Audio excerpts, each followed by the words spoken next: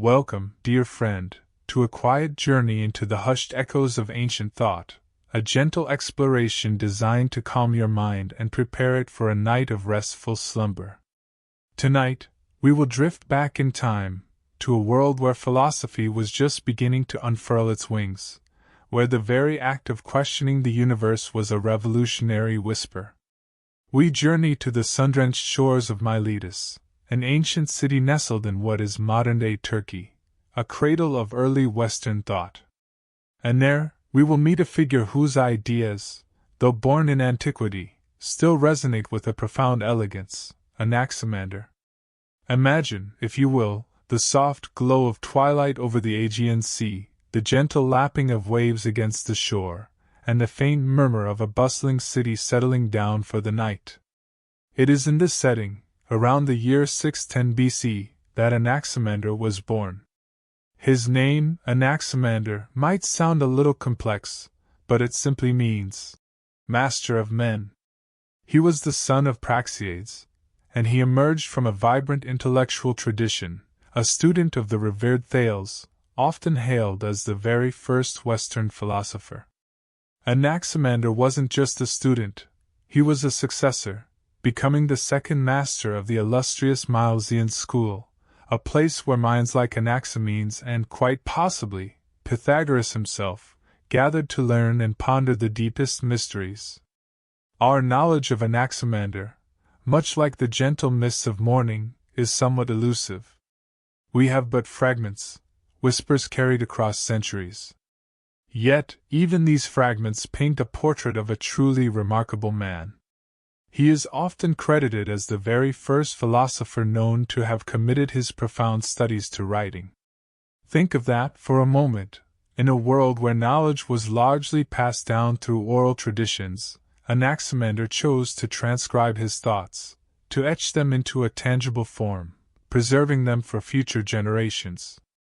Though only a single fragment of his original work is said to remain, the testimonies of later thinkers, those who came after him, allow us to glimpse the grandeur of his mind. He was a pioneer, an early proponent of science, driven by an insatiable curiosity to observe and explain the myriad aspects of the universe. His particular fascination, a question that resonated deeply within him, was the very origin of everything, the genesis of the cosmos itself. And from his observations, a radical idea began to take shape. The universe, he proposed, was not governed by the capricious whims of gods, but by inherent laws, much like the societies humans construct. A profound thought, indeed. He believed that anything that dared to disturb the delicate balance of nature simply could not endure. This was a significant departure from earlier mythical explanations, a brave step towards a more rational understanding of the world. Like many brilliant minds of his era, Anaximander's philosophy was not confined to a single discipline. It was a vast, flowing river that branched into many streams of knowledge. In the realm of astronomy, he dared to describe the intricate mechanics of celestial bodies, not just as distant lights, but in their relationship to our own Earth. He sought to map their movements, to understand their cosmic dance. In physics, he introduced a concept that would elevate Greek philosophy to an entirely new level of conceptual abstraction, the apeiron. This term, which we will delve into deeply, signifies the infinite, the boundless, the indeterminate source from which all things arise. It was a leap of thought, an intellectual soaring beyond the tangible elements that earlier philosophers had proposed. His keen understanding of geometry, a discipline of pure form and logic, led him to introduce the gnomon into Greece. The gnomon, a simple vertical stick or pillar, was an ancient astronomical instrument, used to tell time by the length and direction of its shadow, and to mark solstices and equinoxes. Imagine using its elegant simplicity to chart the passage of the sun, to mark the turning of the seasons, connecting humanity to the vast, predictable rhythms of the cosmos. Furthermore, his desire to comprehend and categorize the world led him to create a map, a groundbreaking endeavor that contributed immensely to the advancement of geography. He wasn't merely a philosopher, he was a cosmologist, an astronomer, a geographer, a physicist, and even a political figure, having been sent as a leader to one of Miletus' colonies. Let us pause for a moment to truly appreciate the sheer breadth of his intellect. Born in the third year of the 42nd Olympiad, around 610 BC, Anaximander lived a life dedicated to inquiry. Apollodorus of Athens, a Greek grammarian from the 2nd century BC, tells us he was 64 years old during the second year of the 58th Olympiad, between 547 and 546 BC, and passed away shortly thereafter. Imagine living through that span of time, witnessing the dawn of organized philosophical thought, contributing so profoundly to its nascent stages. Establishing a precise timeline of his works is a challenge, for the ancient world often left us with tantalizing gaps. No document offers us clear chronological references. Yet Themistocles, a Byzantine rhetorician from the 4th century, bestows upon Anaximander a remarkable distinction.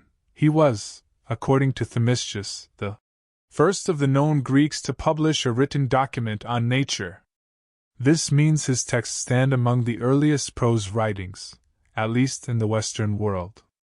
Picture the careful inscription, the formation of letters, the slow, deliberate act of giving written permanence to fleeting thoughts. By the time of Plato, centuries later, Anaximander's philosophy, in its original form, had largely faded from direct public memory, like an old song whose melody is just barely recalled. We owe much of the little information we possess to giants like Aristotle, his successor Theophrastus, and a few dedicated doxographers, collectors of philosophical opinions. From Aristotle we learn that Thales, also from Miletus, certainly preceded Anaximander. While it's debated whether Thales was his direct teacher, there is absolutely no doubt that Anaximander was profoundly influenced by Thales' groundbreaking theory that water was the fundamental substance from which everything derived. This idea, though Anaximander would later transcend it, was a crucial stepping stone. What is not debatable, however, is that even the ancient Greeks recognized Anaximander as a key figure in the monist school, a philosophical tradition that sought a single, underlying principle for all existence. This school originated in Miletus with Thales, flowed through Anaximander, and found its next iteration in Anaximenes. These were the intellectual ancestors, building upon each other's insights, pushing the boundaries of human understanding. Beyond his philosophical pursuits, Anaximander was also a man of civic engagement. Aelian, a 3rd-century Roman rhetorician, portrays him as a leader of the Milesian colony to Apollonia, located on the Black Sea coast. This suggests a man of standing, a prominent citizen entrusted with important responsibilities. Indeed, historical accounts indicate that philosophers of that era often found themselves engaged in political matters, their wisdom sought for guiding communities. It is entirely plausible that the leaders of Miletus dispatched him to Apollonia, perhaps as a legislator to help forge a constitution, or simply to ensure the colony's continued allegiance to its mother city. Imagine a philosopher, revered for his cosmic insights, also tasked with the very practicalities of governance, balancing the abstract with the earthly. Anaximander lived his final years under the shadow of the Persian Achaemenid Empire, a testament to the shifting geopolitical landscape of his time. Now let us turn our attention to the heart of Anaximander's legacy, his profound theories. His thinking was a fascinating tapestry woven from several threads. He was undeniably influenced by the rich tapestry of Greek mythical traditions, the ancient stories that explained the world through divine narratives. He also absorbed the intellectual currents of Thales, his philosophical forefather, and drew insights from the meticulous observations of older civilizations in the Near East, especially the sophisticated knowledge of Babylon. Yet, Anaximander's genius lay in his ability to process these diverse influences through a rigorous, rational lens. In his earnest desire to uncover some universal principle, an underlying truth that permeated all existence, he adopted a notion akin to traditional religion, the existence of a cosmic order. But he reinterpreted this concept, translating the old language of myths, which once ascribed divine control to various spheres of reality, into a framework of natural law. This was a common and accepted practice for Greek philosophers in a society that saw gods everywhere. They could skillfully integrate their novel ideas into a system that, while seemingly flexible, was deeply rooted in shared cultural understandings. Some scholars perceive a significant chasm between the existing mythical narratives and the burgeoning rational way of thought during the Archaic period, spanning from the 8th to the 6th century BC, in the Greek city-states. This intellectual blossoming has even been termed the Greek miracle. However, upon closer inspection, the break might not have been as abrupt as it initially appears. The fundamental elements of nature, water, air, fire, earth, which these pioneering Greek philosophers believed constituted the universe, actually represent primordial forces that had been imagined in much older ways of thinking. The collision and interplay of these forces, in older cosmogonies, were believed to have produced what the mythical tradition referred to as cosmic harmony. Consider the ancient cosmogonies, tales from figures like Hesiod in the 8th to 7th century BC, or Pherecydes in the 6th century BC. In these narratives, powerful figures like Zeus establish order in the world by vanquishing forces that threaten this delicate harmony, such as the Titans. Anaximander, however, proposed something even more radical, something that subtly reshaped this ancient understanding. He claimed that the cosmic order was not monarchic, not ruled by a single, all-powerful entity, but rather by an impartial principle, a balance of opposing forces. This brings us to his most significant philosophical contribution, the concept of the apeiron. Thales had suggested water as the fundamental substance, the arche. But Anaximander saw a problem with this. If everything originated from water, what about its opposite, fire? Or earth, or air? How could one specific element give rise to all others, especially those that seemed to contradict its very nature? If one element were truly primal, it would eventually dominate and consume the others, leading to an imbalance. So Anaximander transcended the limitations of specific elements. He proposed that the fundamental principle, the arche, was not water, nor air, nor fire, nor earth, but something else entirely, the apeiron.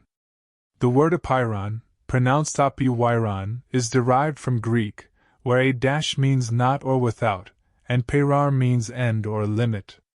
Thus, apeiron literally translates to the boundless, the unlimited, the infinite, or the indeterminate. Imagine, if you will, a vast, swirling, formless, eternal essence, without any specific qualities, either hot nor cold, wet nor dry, light nor dark.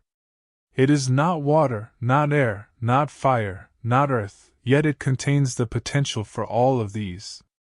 It is timeless, without beginning or end, and it encompasses all things, enveloping and governing them.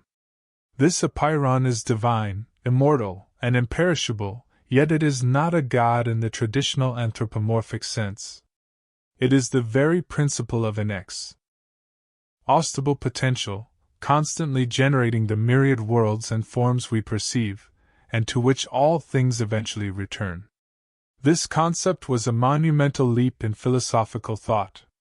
It moved away from explaining the world through observable, tangible substances and introduced an abstract, metaphysical principle. How does the apeiron work? Anaximander suggested that out of this boundless, undifferentiated apeiron, pairs of opposite qualities, hot and cold, wet and dry, somehow separated. Think of it like a primordial separation, a gentle differentiation within the boundless. Perhaps the hot rose, forming fire and the sun, the cold condensed, forming air, then water, and finally earth. These opposites, once separated, then interact, creating the diverse world we inhabit. But here is where the balance comes in, the laws of nature that Anaximander spoke of. These opposites, though distinct, are bound by cosmic justice. They are born from the apeiron and, in turn, they must return to it. This cycle of separation and return, of generation and corruption, is an eternal process, governed by a profound cosmic law. As the fragment of his work beautifully states, things pay penalty and retribution to each other for their injustice according to the assessment of time. This is a poetic way of saying that everything that arises from the apeiron eventually has to give way, to return to its undifferentiated source, to restore the balance. The temporary dominance of one quality, say, summer's heat or winter's cold, is an injustice that must be balanced out over time. It's a grand vision of perpetual cosmic equilibrium. This idea of cyclical change, of generation and destruction, is profoundly calming when contemplated before sleep. It suggests that all the transient forms of our world, all the fleeting phenomena, are part of a larger, eternal rhythm. The apeiron is not depleted by giving rise to the cosmos, nor is it ever diminished by the return of all things to its embrace. It is an inexhaustible reservoir of being, forever unfolding and reabsorbing. Let us briefly consider his contributions in other fields, each a testament to his holistic approach to understanding the world. In astronomy, Anaximander is said to have proposed a radical model of the universe. He envisioned the Earth not as a disk floating on water, as Thales might have believed, but as a cylinder, suspended freely in the center of the cosmos, supported by nothing. This was revolutionary, requiring an immense leap of imagination to conceive of a body maintaining its position without external support, simply by being equidistant from everything else. The celestial bodies, the sun, moon, and stars, he imagined as holes in giant wheels or rings of fire, revolving around the earth. These rings were filled with fire, and the openings in them allowed us to see the flames. Eclipses, in this view, were merely the temporary blocking of these openings. This model, though scientifically superseded, demonstrates a profound shift from mythological explanations to an attempt at a mechanical, systematic understanding of the heavens. His introduction of the gnomon to Greece was not merely a practical tool for telling time. It was an instrument that connected humanity to the regular, observable patterns of the cosmos. By observing the shadows cast by the sun, one could measure the passage of the day, the length of the seasons, and even determine geographical latitude. It brought the abstract concepts of astronomy down to earth, making the cosmic rhythms tangible and measurable. Imagine standing beneath the clear Maltean sky, watching the precise movement of the gnomon's shadow, feeling a connection to the vastness above. And his map of the world. What an ambitious undertaking! In a time when knowledge of distant lands was fragmented and often mythical, Anaximander sought to chart the known world, to give shape and dimension to the scattered accounts of travelers and sailors. This wasn't just an exercise in cartography. It was an act of intellectual organization, an attempt to bring order and comprehensibility to the vast, unknown expanses of the earth. Such a map would have been invaluable for trade, navigation, and understanding the geopolitical landscape, another example of his practical genius intertwined with his philosophical curiosity. The enduring mystery of Anaximander, the scarcity of his words, only serves to amplify his profound influence. His shift from tangible elements to an abstract, boundless principle, the apeiron, was not just a philosophical nuance. It laid the very groundwork for abstract thought in Western philosophy. It opened the door to thinking about concepts that transcend our immediate sensory experience, paving the way for later metaphysical explorations that would define much of philosophical history. His vision of nature ruled by laws, not by divine caprice, planted the seeds for scientific inquiry, for the belief that the universe is fundamentally intelligible, capable of being understood through observation and reason. The concept of cosmic balance, where opposites emerge from and return to the apeiron, offers a soothing perspective on the constant flux of life. Everything has its time, its season, its period of manifestation, and its eventual return to the undifferentiated whole. There is an inherent justice in this cosmic dance, a continuous cycle of becoming and dissolving, always returning to the infinite potential of the boundless.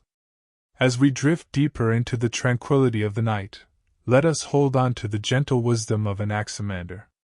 Let the idea of the apeiron envelop your mind, a vast, calm, undifferentiated potential from which all things arise and to which all things return.